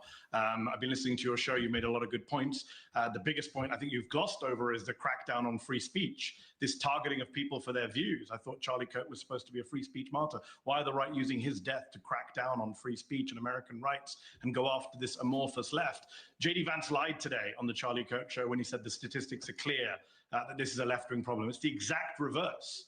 Right, exact reverse. You look at the ADL Center for Extremism, which looked at 444 people killed by extremists between 2013 and 2022, 75% of them by the right. You look at the University of Maryland study that was done for their terrorism center, which found that from 1948 to 2018, right-wing extremists more likely to carry out violence than left-wing extremists. You look at the head of the FBI, who Donald Trump appointed, Chris Wray, who said the #1 domestic terror threat in this country comes from religious and racially motivated extremists, specifically white supremacists. You can keep going. The National Institute for Justice found that the majority of incidents since 1990, violent terroristic acts were right-wing extremists. The single biggest day of political violence, Chris, in our lifetimes in this country was January 6th, 2021, when right-wing extremists attacked the Capitol, injured police officers. They were ideologically motivated. You and I agreed it was an insurrection at the time. So it's bizarre for Vance to go on TV or go online and say the exact opposite of what both the official statistics say and the think tanks say. All of our evidence tells us. I mean, there was a Democratic lawmaker, Chris, I don't know how many times we have to say this, who was murdered in her home with her husband in June by a Trump supporter. And Donald Trump today said, who? When he was asked about it, he said, who? Mm-hmm. There you go. Pretty well said by Mehdi Hassan there. And this is Stephen Miller, who was the lucky interviewee on Charlie Kirk's show run by JD Vance. You know, what emotions I'm feeling right now, this is something people say. I mean, you kind of know the answer. There's incredible sadness, but there's incredible anger. And the thing about anger is that unfocused anger or blind rage is not a productive emotion. Right. But focused anger, righteous anger, directed for a just cause is one of the most important agents of change in human history. Charlie showed that. Amen. And we are going to channel all of the anger that we have over the organized campaign that led to this assassination to uproot and dismantle these terrorist networks. So let me explain a little bit what that means. So you got 30 seconds, so be quick, Stephen. The organized doxing campaigns, the organized riots, the organized street violence, the organized campaigns of dehumanization, vilification, posting people's addresses, combining that with messaging that's designed to trigger and incite violence, and the actual organized cells that carry out and facilitate the violence, it is a vast domestic terror movement. And with God as my witness, we are going to use every resource we have at the Department of Justice, Homeland Security, and throughout this government to identify, disrupt, dismantle, and destroy these networks and make America safe again for the American people. It will happen, and we will do it in Charlie's name. Thank you, Stephen. Don't go away. I'll be. What networks is he talking about? And how much will that be about democratic infrastructure for the opposition party? Just really pretty scary stuff. Just a few things on US economy here. I talked to you the other day about how the South Koreans were arrested, some 300 plus South Koreans, in a massive ICE raid on Hyundai battery factory. And this was as a result of South Koreans being brought over from South Korea to help build the factory because there wasn't the American expertise in place. And so they had to bring them over here because this is what there's a tension between what Trump wants in terms of US investment, inward investment, onshoring the investments in the US and needing to do that quickly, and not having the expertise in the US to be able to actually build the infrastructure so that you could create the jobs for the American workers. So Hyundai battery factory was doing that, and then getting South Koreans over there to build everything up so that these factories can run in the timeframes that the Americans would want. They were reported by someone who's running for Congress in that local, I think, Georgia area. She's now deeply, deeply unpopular with many people because it turns out that Hyundai may be pulling back on now starting up lots of factories around the US, and that South Korean investment is now challenged because ICE have gone in and arrested a bunch of people who did have visas, but I think there was all confusion. Anyway, point being that it was the kind of desires of ICE to arrest as many people as they possibly can, because of course they get bonuses for that too, individually. So to arrest as many people as they can, they put them in chains, they chain them all up, and then or zip tied, cable tied them and whatever. They eventually were sent back to South Korea, where they were kind of given a bit of a hero's welcome because it was really controversial in South Korea. And South Korea, big ally of the US, is now really pissed off with the US, and all of that inward investment that Trump keeps talking about. Some of that was coming from South Korea when it was happening, and this is already on the cards for sort of big investments in factories and whatnot, is not going to happen or has been postponed. And that battery factory has now been put back to 2026. That's been put on hold. And this is controversial because Trump had to come out and say this. So this is not good news for the economy. When foreign companies who are building extremely complex products, machines, and various other things, brilliant language, come into the United States with massive investments, I want them to bring their people of expertise for a period of time to teach and train our people how to make these very unique and complex products as they phase out of our country and back into their land. If we didn't do this, all of this massive investment would never come in the first place. Chips, semiconductors, computers, ships, trains, and so many other products that we have to learn from others how to make, or in many cases relearn, because we used to be great at it, but not anymore. For example, shipbuilding, where we used to build a ship a day and now we barely build a ship a year. I don't want to frighten off or disincentivize investment into America by outside countries or companies. So here's your key part. I don't want to frighten off. So they have been frightened off. This has been a massive economic disaster. We welcome them. We welcome their employees, and we are willing to proudly say we will learn from them and do even better than them at their own game sometime into the not too distant future. That is a really revealing Trump Truth Social post. Honestly, super revealing. That was an absolute disaster in that Hyundai battery plant. And I think you're going to struggle to get massive investments in the US if it's seen as such a febrile atmosphere as that. I'd be thinking, well, Canada looks a lot safer to me, or Mexico, or the EU. Goodness me. And then, as I mentioned, Trump is filing a $15 billion lawsuit against the New York Times, and it looks rather similar to Wall Street Journal, obviously, for the Epstein letter, although I don't think that will go anywhere.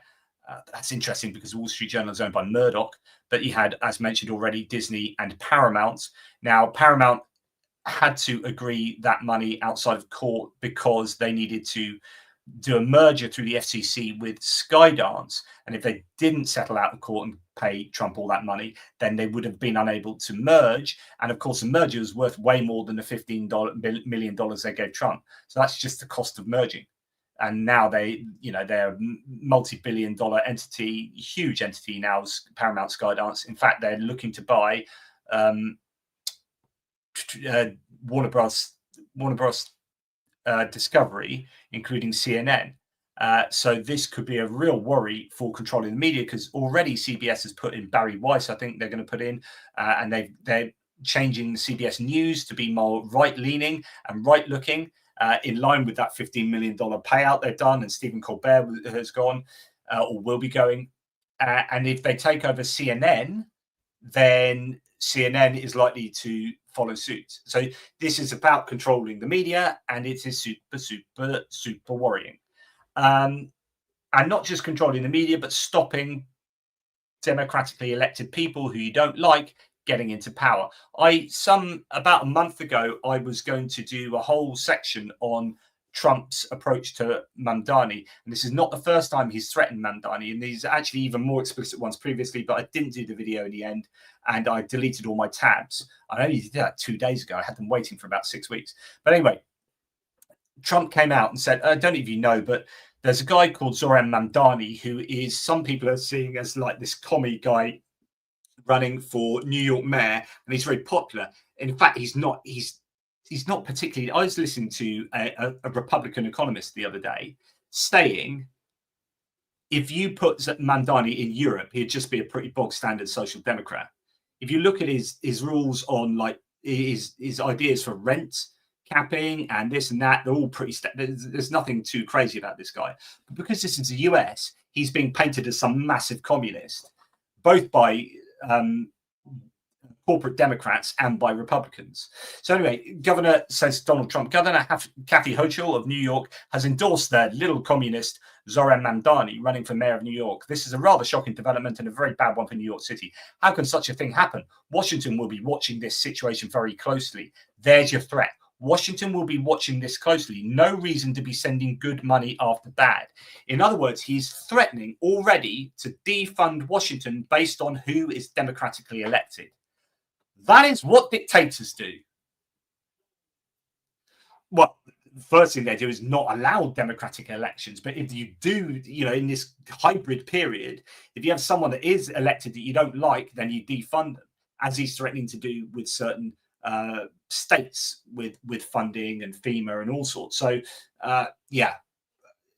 Trump threatens to withhold federal funding from New York if New York City elects Mamdani, an impeachable offense for any other president in any other era. In this one, it's just another Monday. And so there you go. That's enough from me. I need to leave you alone. I have got a whole section on the UK that I did also want to share with you, but now's probably not the time, as we've already been going almost 2 hours.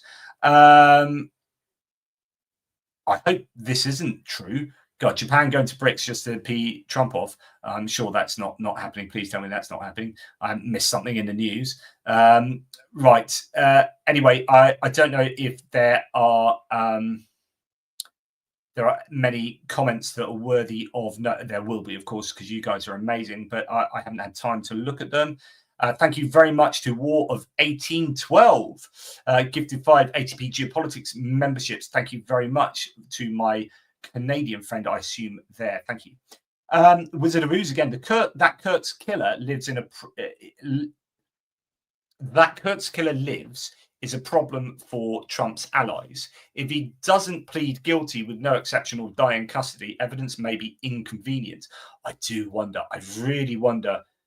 And all I can think is the Groyper theory has legs because we haven't heard anything in days. And you can bet your bottom dollar, if they had discovered anything about Tyler Robinson's background that showed he was pro-trans or pro-this or pro-that or pro-Antifa, you freaking would have heard it. You would if you could. You answer, you can't. So they can't do that because they don't have that information, which means he's probably not that person. So with each passing day that you hear nothing about him being some kind of lefty liberal, the chances are he was a right-wing groyper go up.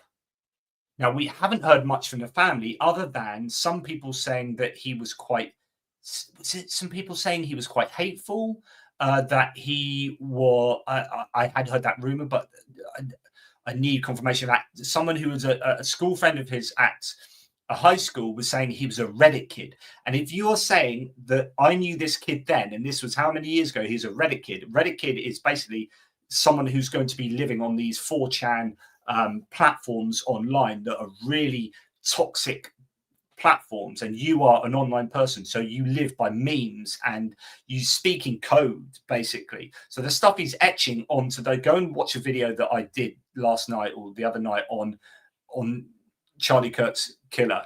Honestly, go and watch it. It's got loads of stuff in there. And I think those theories about him being a groiper are much more plausible with each passing day that we hear of him not being the opposite. Anyway, thank you very much to Richard Demi. Good to have you on board, matey. Thank you very much. I always marvel at your bearded picture there. Thank you, Richard. It's a tremendous beard, if that is indeed you and yours.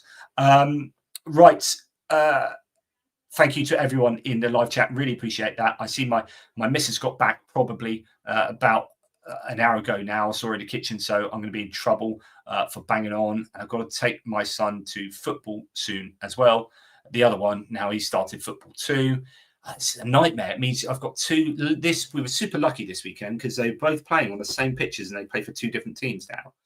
One of my twins has just started up football after 5 years of not playing football.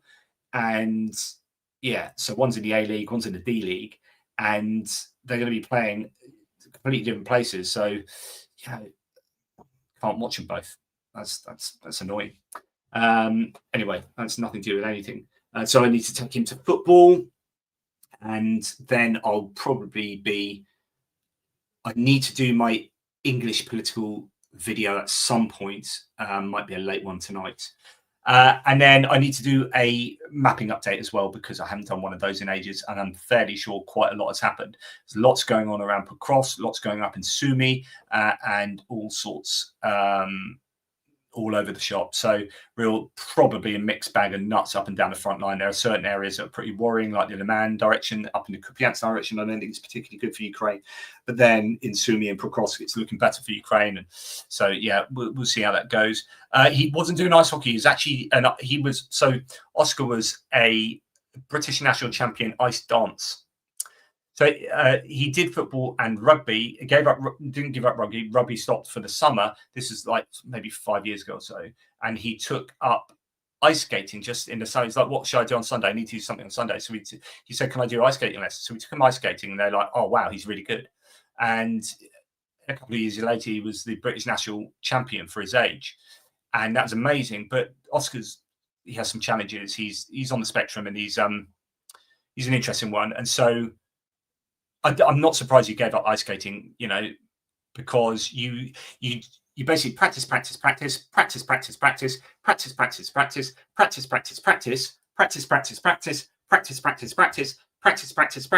drive to Sheffield for the weekend to do 2 1.5-minute routines, come back down, practice. Whereas you do something like football or rugby, you're like, I practice on a Wednesday, I play a match on Saturday. And so you get your immediate gratification for putting all that effort into training. Now, if you're not for someone that's very good at delayed gratification, then actually something like ice skating you're really going to struggle with. And he's not one who's very good with delayed gratification, should I tell you that. So he's now taking back up football. He used to play football for Finn's team, but the manager at the time, he's just changed, but the manager couldn't handle my other boy because he's quite a handful. And so now he's going to play for the team that I used to manage and I gave to someone else, and then we got split, and then it is now down in this D League. And they know how to deal with him, and they know him. So I think he will be able to fit in into that team. And so anyway, yeah. So he doesn't do ice skating. He didn't do. I thought he'd be good for ice hockey actually, because I can imagine him going hell for leather in that. But anyway. Yes, that's just me banging on. Take care, everybody. I will speak to you, no doubt, pretty soon. I do appreciate your support, and please remember, I'm sure Cheryl's probably told you if she's still in the live chat, but please remember that we are doing the Car for Ukraine fundraiser, which will be linked below. It's not that. That's clearly not it, but this is. And we're up to wow, 8,715. So we had a really massive surge over the last day or so, as I've talked about it more. And this is what I always forget, and I shouldn't, and now I am. It's brilliant. This is back on in the zone. So thank you today then to the people who have added already. So that's Reg Piet, Philip Barnes, Nicola Owen. Thank you so much. And to those people who are also anonymous there. Thank you. Please go to atpgeo.com/donate and you will be very well appreciated. Yes, that's the thing, insanely expensive. I mean, just normal ice skating was expensive because you have to have an individual coach. So you had to have an individual coach and ice time, and ice skates super expensive. And then you're going up for 3 minutes of ice skating to Sheffield or Burnley, like freaking, 4 or 5 hours away for a whole weekend and hotels for like 2 lots of 1.5 minutes. And then you come down. So yeah, that was pretty expensive. But anyway, playing football just down the road, that's right up my alley. Take care, everybody. I'll speak to you soon. And thank you, Cheryl. You are, and mods generally are legends. Thanks to all of your help. Thanks to all of you for your help. And I'll speak to you soon. Well, no, I said that. So Kevin, I did say that. So hold on, JP. You might have missed the most important part of what Trump said. Their First Amendment rights, that's up for debate. That's what I was talking about. He said he almost muffled it under what the other person's question, but I did mention that, and we had a discussion about that. But yeah. Anyway, take care, everybody. Thanks for the great stream. At least if you guys think it was a great stream, I always think they are. But then I'm just talking to the ether. So always like that. Take care. Speak soon. 2 minutes.